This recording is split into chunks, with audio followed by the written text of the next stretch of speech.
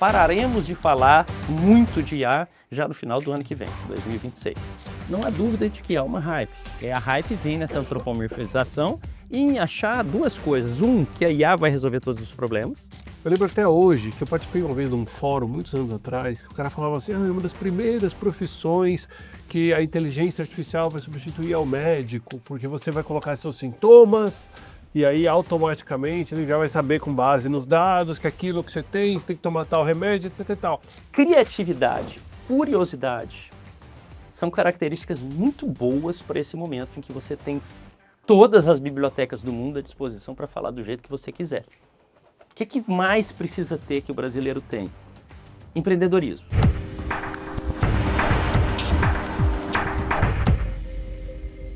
Fala galera, sejam bem-vindos a mais um grande episódio do Yup Talks, aquele podcast onde você se atualiza sobre tudo o que acontece no Brasil, no mercado B2B, essa revolução da inteligência artificial e, por que não, conhece histórias incríveis de pessoas notáveis.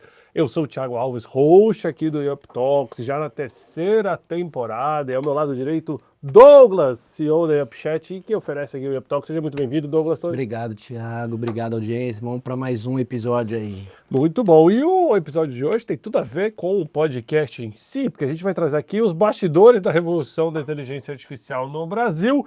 E o nosso convidado é o queridíssimo Alexandre Kamaraski, que está aqui hoje para falar um pouquinho desse tema. Ale, seja bem-vindo ao Yup Talks. Obrigado. Satisfação enorme, prazer estar aqui com vocês.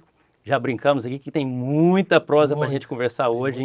Em 2, 3 anos aconteceu mais coisa do que nos últimos 30, pelo menos na minha vida foi assim. Muito bom. E eu vou apresentar formalmente para vocês o Alexandre. O bio dele foi criado pela inteligência artificial.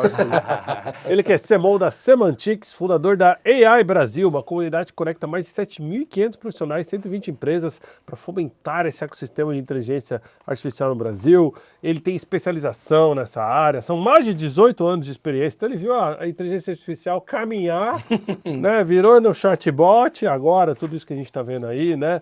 Já foi responsável pela internacionalização de empresas de luxo no mercado global, né? Com atuação entre Estados Unidos, Europa e Ásia. E ele também que é mentor e palestrante internacional, né? Já foi mentor lá na Meet Hub, aliás, um abraço para o pessoal da Meet Hub, tem passagem pelo Vale do Silício também, e está falando o tempo todo no mercado sobre inteligência artificial, inovação e estratégias de crescimento. Tá no LinkedIn, tá no Instagram, você encontra ele procurando pelo Alexandre Kamaraski. Com SCHI para dificultar aqui o operador. Culpa do meu avô, não é minha não. Culpa do seu avô? Culpa do cartorário que acertou esse prêmio. Meu avô falou. Ale, seja bem-vindo. Obrigado. Cara, que momento maluco é esse que a gente vive, que a inteligência artificial parece que todo dia muda. Se a gente olha o que estava disponível ontem, a de hoje já é melhor. Aonde a gente vai chegar com isso? Tem muita coisa para a gente desmistificar aí, viu, Thiago? Eu fiz ciência da computação, terminei ali em 2001, 2002 e já tinha a cadeira, né, a disciplina lá no quarto ano de inteligência artificial. Na época a gente teve que fazer um robozinho lá para disputar com os colegas.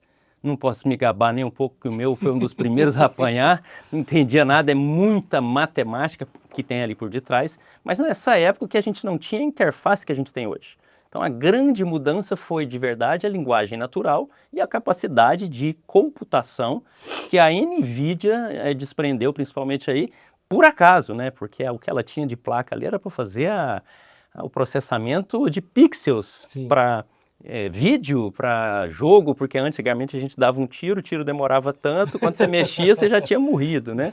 Então eles tinham essa tecnologia e a matriz que faz a formação de imagem é muito parecida com uma matriz ali que a gente usa em inteligência artificial, abstraindo bastante, né? Os mais técnicos vão me arrancar as penas aqui, porque não é tão exatamente assim, mas para tentar abstrair. E isso fez com que o acesso fosse massivo. Então, na hora que a gente soltou ali o GPT 3.5, que também era um projeto que já nasceu lá atrás, com artigo do Google, né? Que também pouca gente que não era da área técnica sabia, de repente aparece um promptzinho, um chatzinho lá, e que você pode digitar uma mensagem e aparentemente por magia ele te responde o que você perguntou e começa a conversar com você. Então foi assim que a coisa começou, mas aí também a gente começou a misturar coisa demais. O que está nascendo a partir de agora são muito mais soluções a partir dessa nova interface desdobrando um novo mundo, mas a parte boa é que a Hive colocou muito dinheiro e muita atenção. Aquilo que começou a nascer há 70 anos atrás, que é os primeiros estudos de Turing da IA, andou, depois parou, todo mundo parou de ver valor naquilo ali e de repente explodiu e agora a gente sabe que toda a verba de inovação, verba de marketing está olhando para a inteligência artificial. Então tem muita coisa para a gente conversar nisso daí. Você acha que o que a gente chama de inteligência artificial em fritar dos ovos nada mais é que uma grande linguagem de aprendizado da máquina sobre o passado e com isso ela te interpreta e te responde com base no que você fala? Porque, por exemplo, as primeiras inteligências artificiais que a gente lidou, os chatbots, era muito numérico, era muito aritmético o negócio, era muito sim ou não, 0 ou 1. E eu acho que a diferença que o prompt e tudo trouxe foi você humanizar um pouquinho a resposta, ela ser gerada, não parecer que você está conversando com um robô.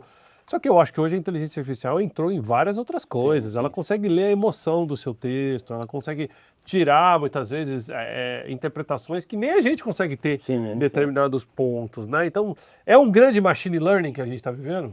É um pedaço disso, né? A IA generativa, que é aquela IA que produz algum conteúdo, porque a gente também tem outras, como a preditiva, que ela vai analisar um contexto, uma prescritiva, que vai tentar fazer alguma sugestão, ou avaliar um volume de dados anterior, que pode ser traduzido em linguagem natural, tão somente em números, né?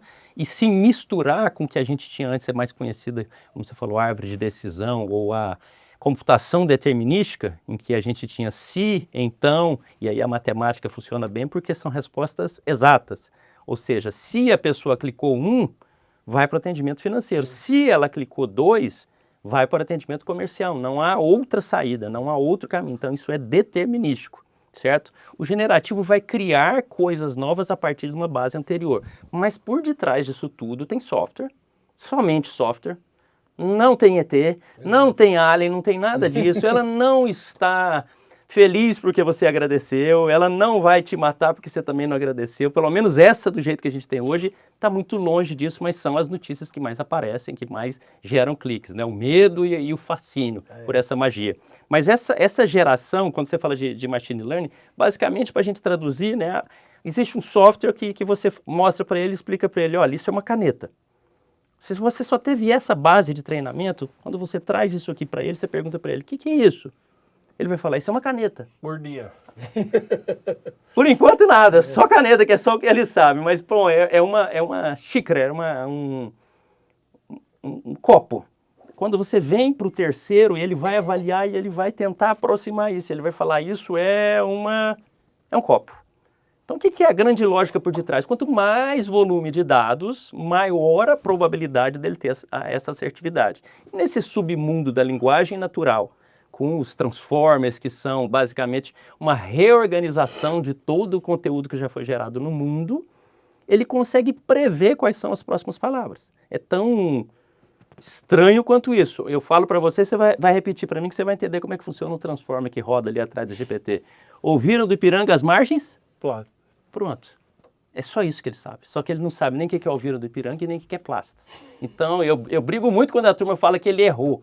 Ele não errou, ele foi programado para tentar prever estatisticamente a próxima frase. Mas ela dá uma alucinada de vez em quando. E o que é alucinar? Alucinar significa que por esses pesos e por essa estatística, ela começou a prever que aquelas próximas palavras são isso. No português ainda acontece mais. Por quê? Quando eu falo para você manga, o que é manga? Uma fruta. É uma fruta. Depende, Isso pode ser aqui da é o quê? camisa. E quando eu vou lá em Goiás ou na Bahia e falo que vai mangar de eu? Então você começa a complicar completamente, né? Então o contexto é muito importante para dar respostas e a maior parte das vezes em que há uma alucinação foi porque não se entendeu, não tem um letramento de como é que se usa um modelo de linguagem natural, um transformer, um GPT, que você precisa dar o contexto. Quando você dá o contexto, a chance dele errar é muito menor. Mas ele sempre vai dar a resposta. Ele não está programado para dizer eu não sei, porque estatisticamente ele pega o contexto seu e ele vai seguir. Sim. Por isso que dizem que ele mente muito bem. Não, ele escreve muito bem. Ele tem toda a linguagem do mundo. Então, qual que é o uso ideal para esta área da inteligência artificial? Aquilo que você não precisa de uma resposta única. tudo que você precisa de uma resposta que é única e exata, se você começar a usar um GPT para fazer uma conta de 2 mais 2, você está gastando um monte de energia à toa. Melhor usar a calculadora.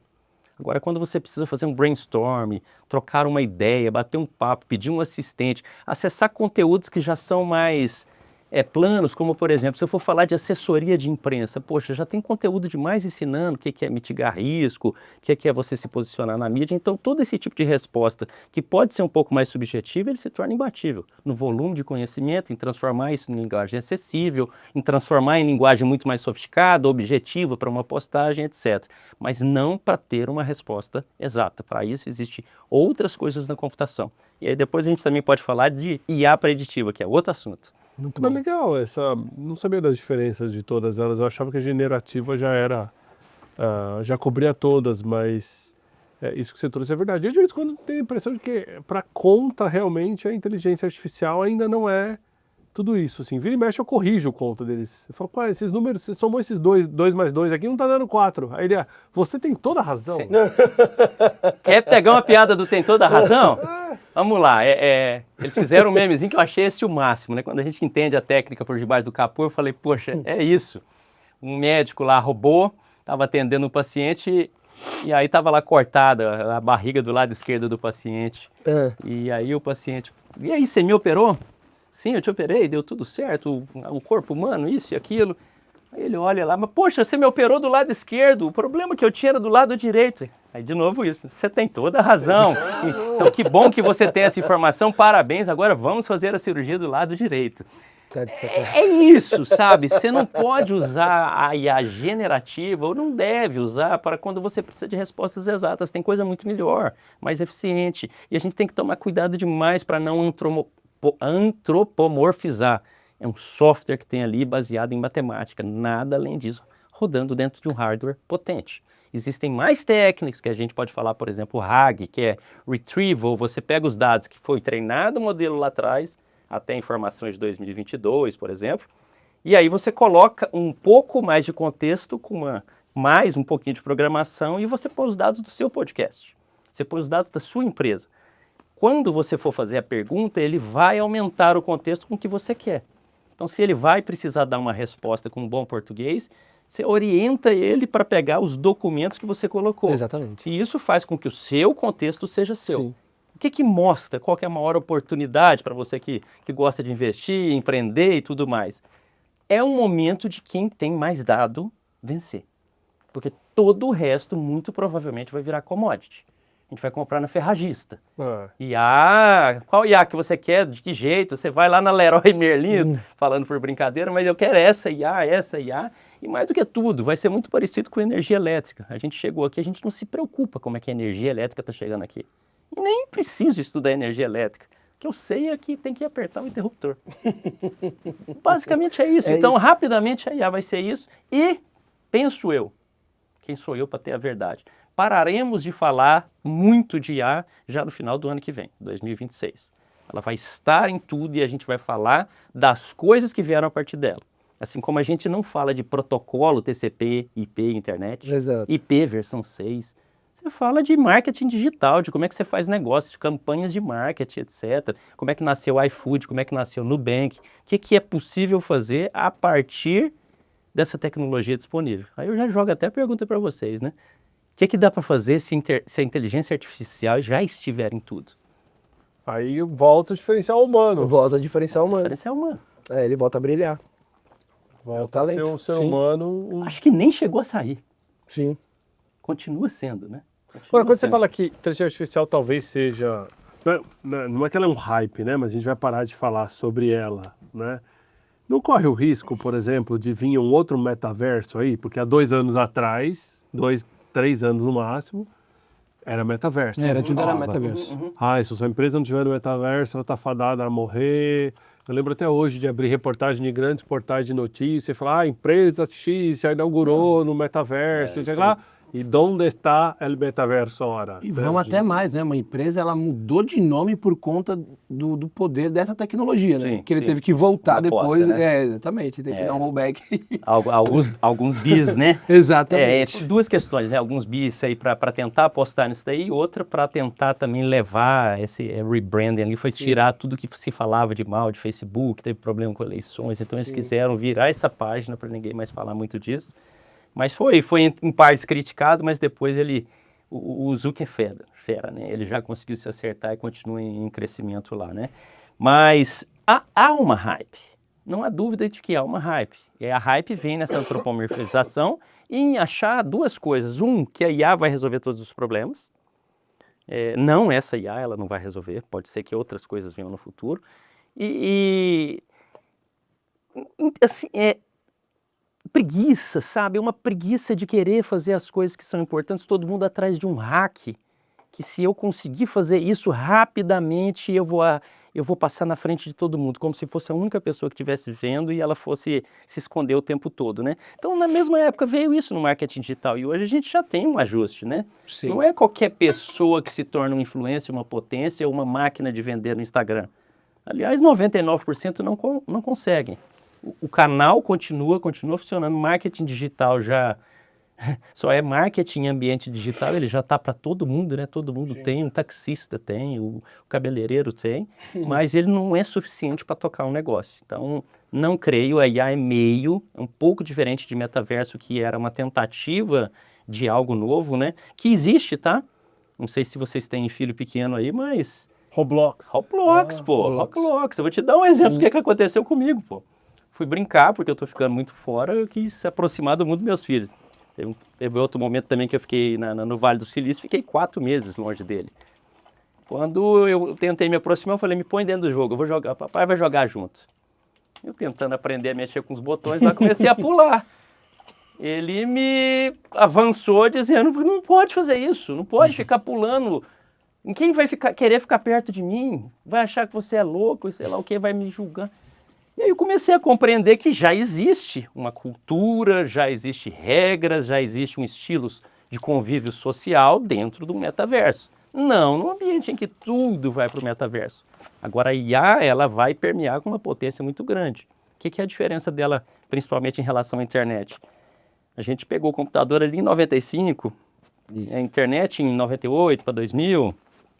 Assim, falando um pouquinho mais de massificação, na época que falava que não fazia sentido ter um PC em casa, não sei se vocês lembram disso, e era caro, e não tinha internet em qualquer lugar, demorou muito tempo. Neste instante, a gente sabe que o celular está massificado, um celular mais simples está na mão dos moradores de rua, inclusive. Você vê gente que não tem casa, que mora na rua ali, que ele pega o celularzinho e está mexendo, e ele usa a internet, nem que seja da farmácia do lado. Sim.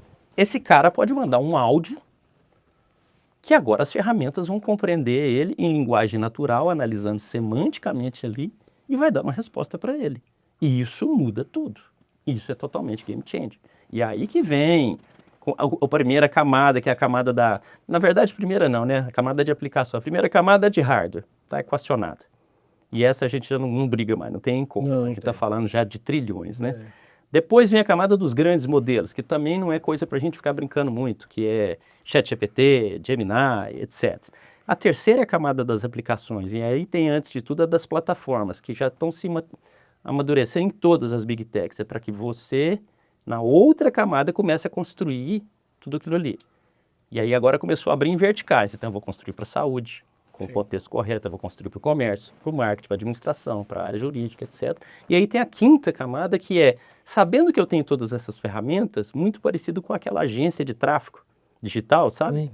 Agora a gente vai ter as agências que administram isso tudo, porque se eu sou produtor rural, eu quero continuar focado na roça, o cabeleireiro focado em cabelo, o comerciante focado Empresas em venda. de curadoria, vamos falar assim, né? Exatamente para manter ela funcionando para você. A curadoria é mais um tema por conta da explosão de possibilidades. Né? É muito difícil a gente se manter focado, né? Exato. E aí abre até uma outra tendência, já que o podcast é para falar um pouquinho de tudo, né? Estamos com um grave problema de saúde mental no mundo. Grave, velado, e que primeiro foi potencializado ali pela própria pandemia, que deixou suas sequelas, mas isso fez com que a gente fosse mais ainda para o digital, e o excesso digital fez com que a gente perdesse as habilidades que são necessárias para o ser humano, como a de relacionamento, né? E não sei se vocês viram, mas o maior uso do GPT esse ano, chegaram a ver esse report? Ser terapia, né? Terapia, cara. Isso é perigosíssimo, porque não é terapia. Terapia requer Tá que pedindo pra você... pessoa errada. Imagine você, que é consolo. Consolo não é terapia. E na hora que você está com algum problema, você vai ter que enfrentar aquela dor e o desafio de resolver aquilo.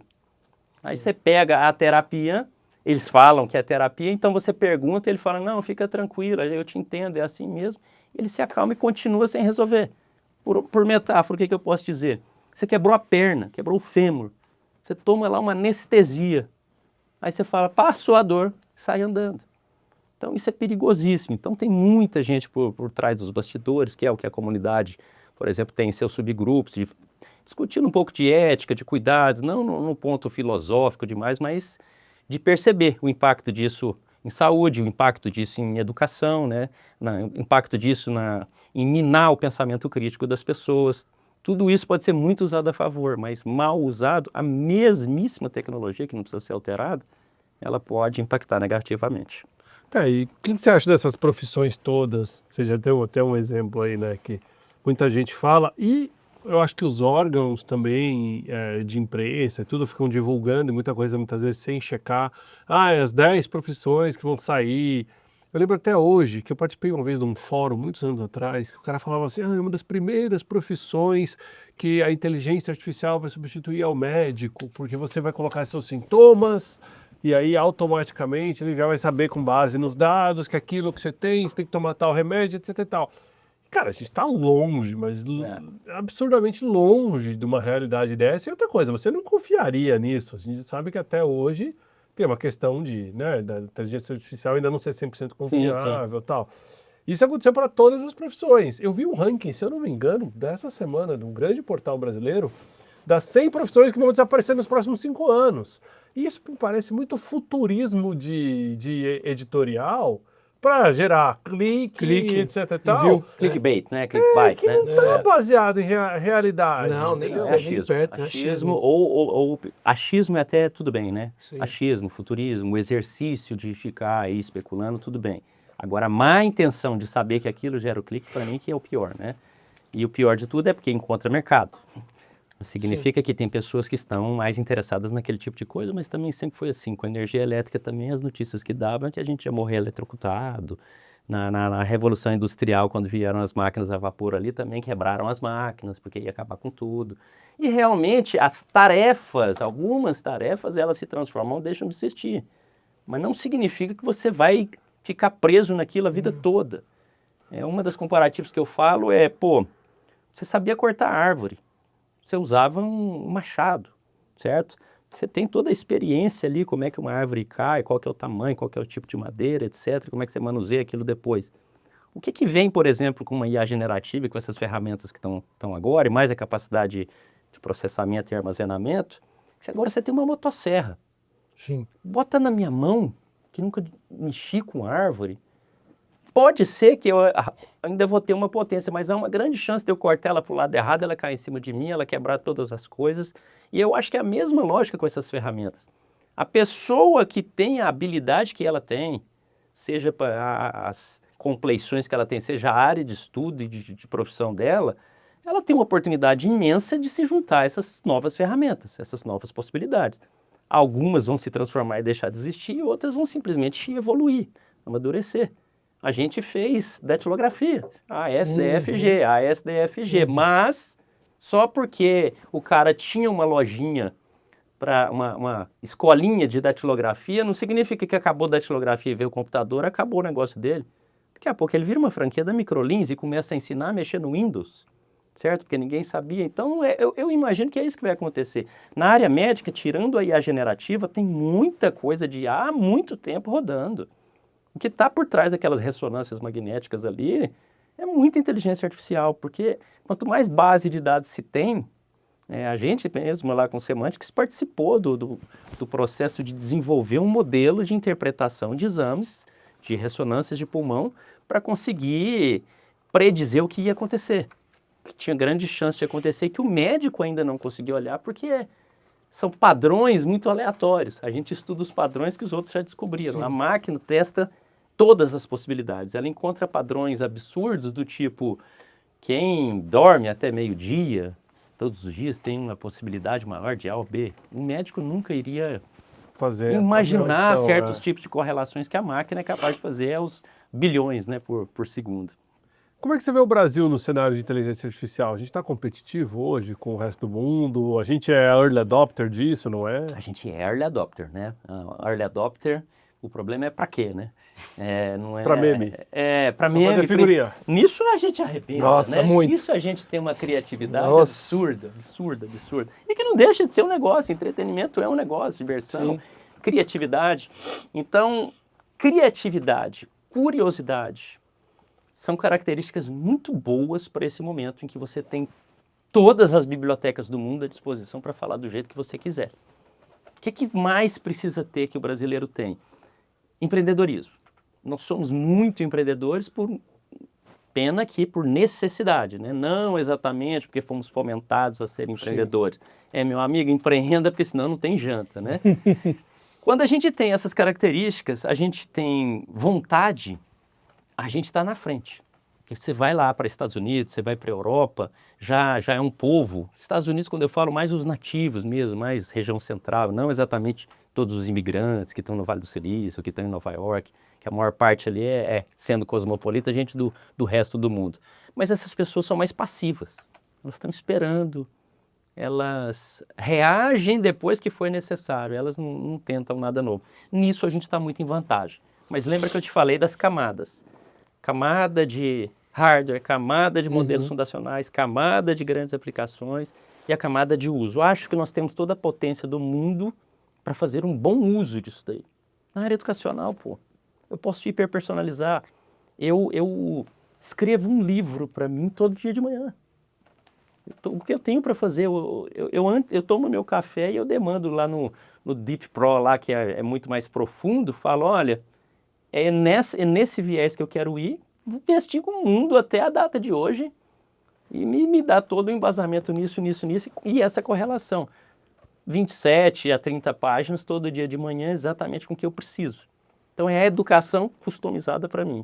Imagine isso em tudo. Então nós temos uma puta oportunidade pela escassez que a gente tem de usar isso na camada de aplicação, usar o que os outros desenvolvem, não se preocupar tanto em desenvolver os grandes modelos, mas temos também algumas oportunidades com algumas poucas empresas no Brasil, que é lembrar que a gente tem características próprias e que a Microsoft não vai querer lidar muito com o SUS, com a Unimed, Sim. não vai querer lidar muito bem com o nosso cadastro de CPFs, Receita Federal, então nós temos a tropicalização, as nossas características. Regional, A né? empresa que consegue desenvolver, amarrar esse tanto de macro ferramentas em soluções locais, também vai transformar um pouquinho o país. Muito bom. E aliás, o Brasil que é uma fazenda, né, de health techs, de startups, né, voltadas à tecnologia de saúde.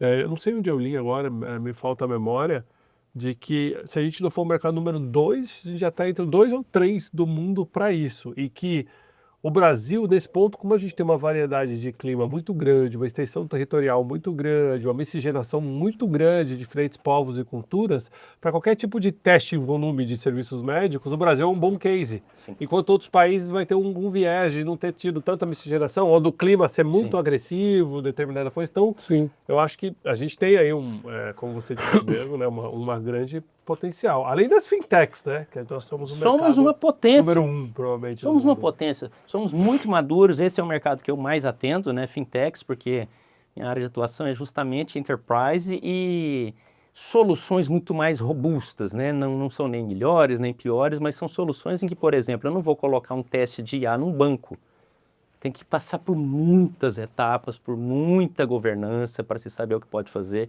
Você tem ali dentro de um Itaú, por exemplo, 800 grupos de trabalho, ou seja, 800 aplicações tentando ser desenvolvidas simultaneamente. Há uma gestão muito mais sofisticada e mais complexa, a área de segurança muito mais complexa, né? Então, Sei nem por que eu tô falando isso, tá vendo? Fiquei maluco aqui. Eu viajei aquilo que tem para entregar na complexidade disso daí. Assim que é bom. Vocês viram esses dias, vazou um cara... O cara descobriu um prompt que você joga em qualquer tipo de atendimento. Se esses atendimentos estiverem ligados a APIs de IAs famosas, Sim.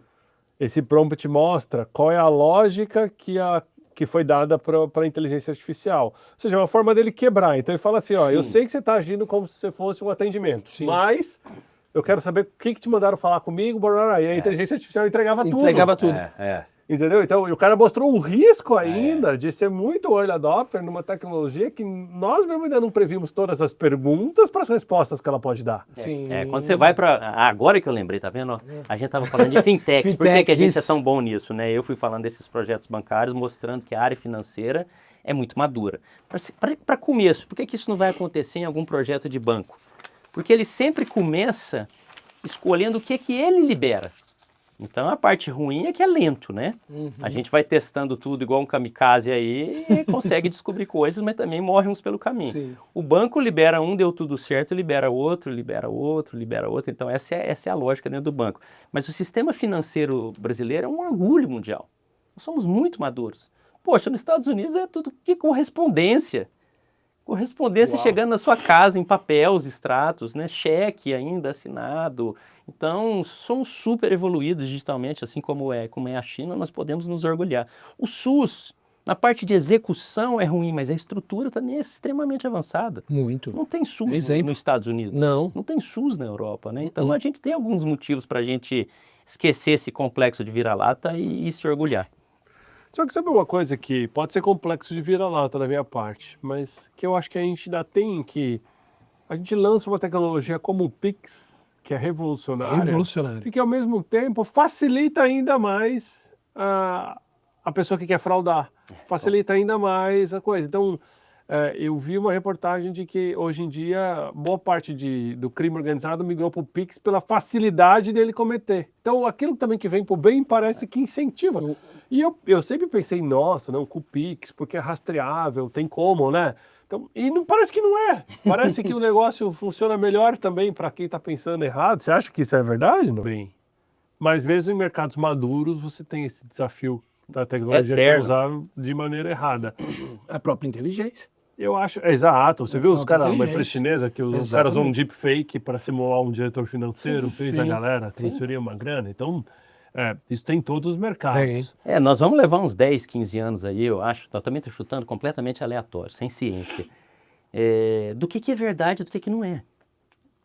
Passou-se um tempo em que quando a gente vê uma foto, é um fato. Quando a gente vê um vídeo, é um fato.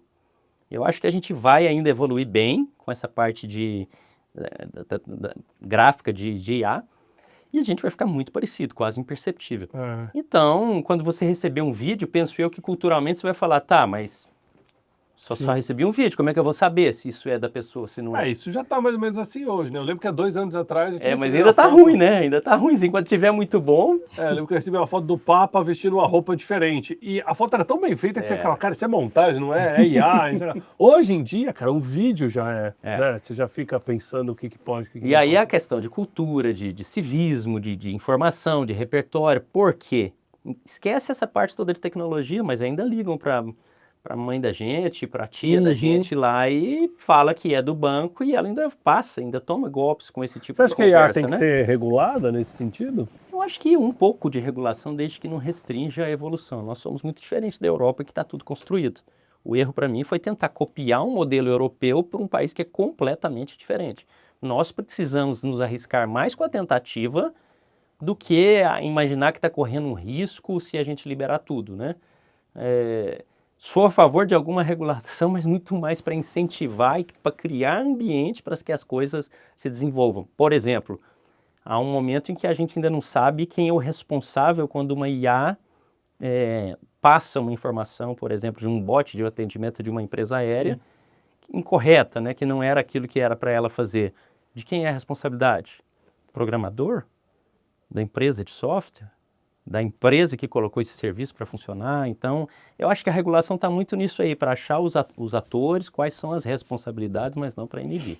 Se tivesse que tirar a sua bolinha de cristal debaixo da mesa, assim, pensar para onde caminha esse mercado de 5, 10 anos, o que você acha? Evolução constante da IA? Da IA, eu acho que é para soluções setorizadas.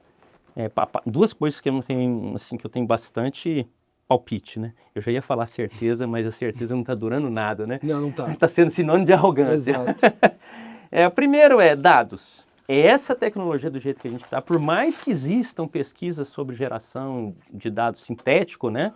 Quem tem o dado específico da última milha, da ponta, comportamental, que pode cruzar um dado com o outro, essa pessoa tem uma vantagem imensa, porque este dado é dela. Eu acho que o mais gostoso de pensar não é como é que vai ser o nosso assistente. É imaginar que todo mundo, quando eu falo todo mundo, é todo mundo, independente do nível de formação, vai ter o seu equipamento, que pode ser um celular ou não, e você vai poder consultá-lo em volume de informações instantâneas, sobretudo a qualquer momento. E isso é a parte 1. A parte 2 é que você comece a receber os seus outcomes, que não é nem output, né? São os insights acionáveis.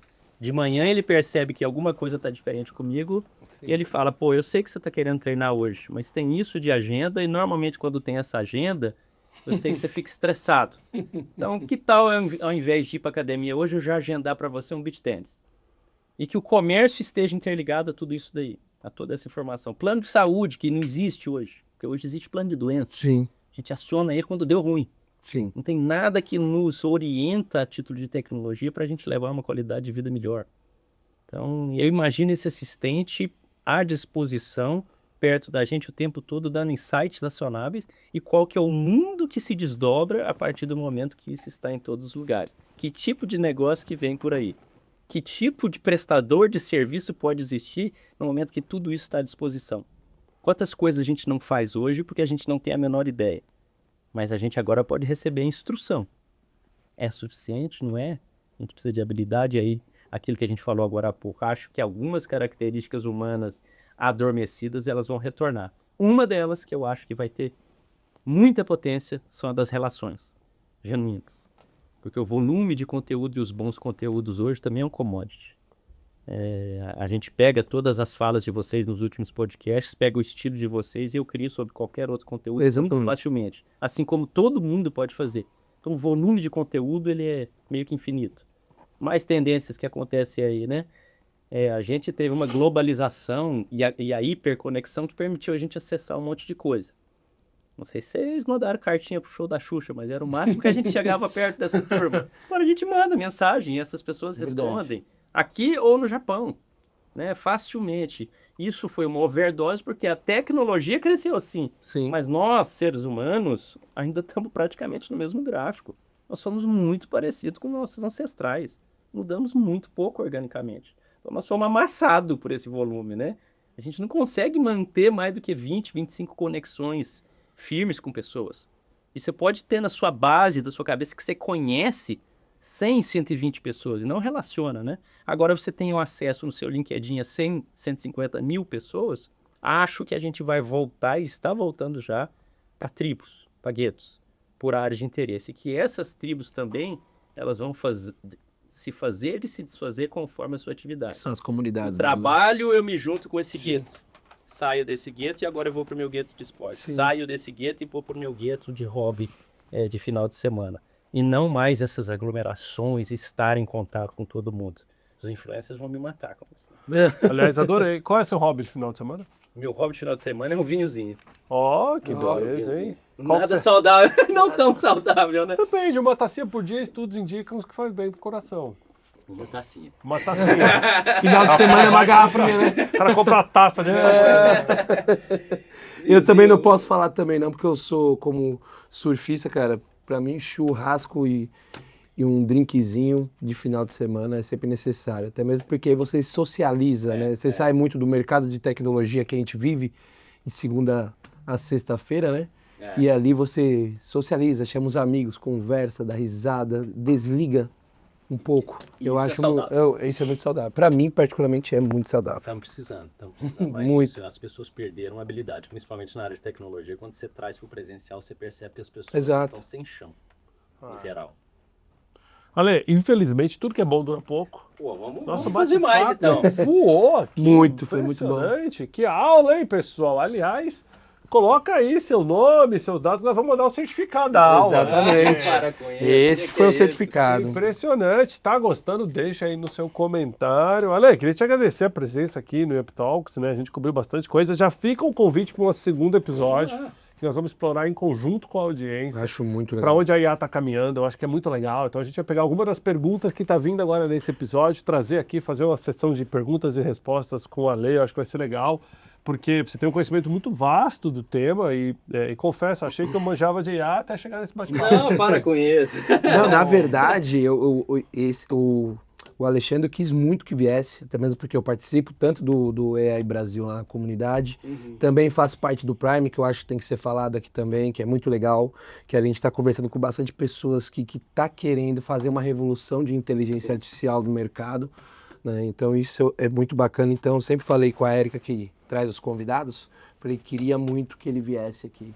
E aí Demorou, a gente tá né, vendo. pô? Demorou, mas A conseguimos. segunda vai ser mais rápida. Eu que agradeço aqui a oportunidade. Não, mas foi viu? no tempo, ó. Quem quiser seguir o Alexandre no LinkedIn, então procura Alexandre Kamariski. Karamaski. Karamaski. Ele tá apanhando meu nome mesmo. É Karamaski, verdade. Karamaski. Escreveram errado no papel, perdão, gente. Então, no LinkedIn, Alexandre Karamaski. E no Instagram é o contrário, é isso? Karamaski.alexandre. Exatamente. Segue lá o conteúdo do Ale, tenho certeza que você vai gostar bastante, né? Conecta com ele no LinkedIn, acompanha aí um pouquinho do conteúdo que ele traz. Já fica aqui o convite para você voltar por uma segunda vez e queria te pedir considerações finais para nossa audiência naquela câmera. Bom, considerações finais é que eu sou, talvez por ter crescido com Ayrton Senna, Nelson Piquet, né?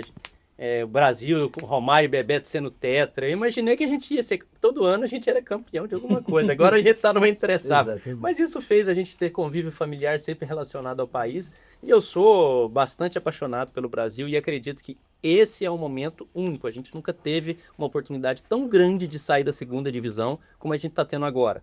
Para isso a gente precisa de curiosidade, vontade e aplicação. A tecnologia já está sobrando. Nem se preocupe com o que vem por aí, porque a gente não está usando 1% que já está disponível.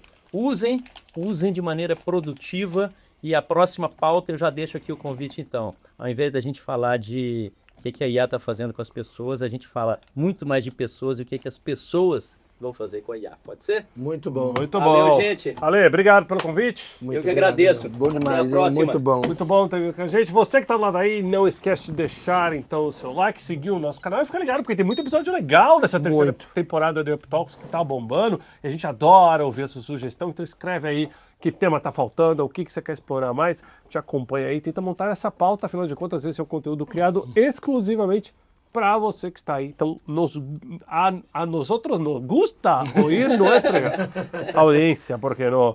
Um abraço, gente. Obrigado, Douglas. Obrigado, Thiago. Obrigado, Alexandre. Obrigado. Valeu, gente. Até a próxima.